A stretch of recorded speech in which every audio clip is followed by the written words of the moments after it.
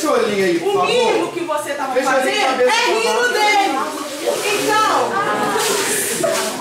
ou que você respeita, ou você... Vai acontecer com você o que eu quiser.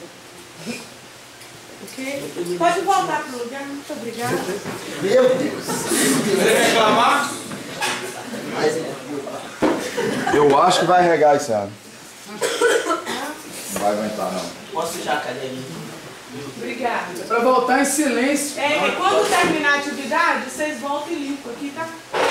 Ok? Caio e vai acender aqui, o que vocês fizerem. Vocês limpam porque a gente tem que passar para o quarto e para sujar tudo. Ok?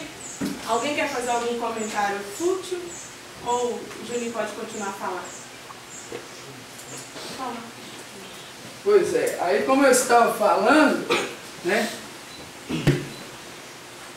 Hoje vocês vão ver o que é lutar. Vocês estão reclamando que vocês acordaram cedo? Eu tenho 48 horas que eu não durmo. Sabe o que é isso? Para fazer você sofrer hoje.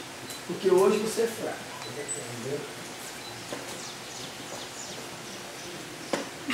Chegou a minha vez. Chegou a minha vez hoje. Tem alguém rindo aí? Eu estou fazendo palhaçada aqui? Ou vou passar pelo mesmo processo? Não, né? Ótimo. Porque isso aqui que vocês viram, isso aqui não é nada não.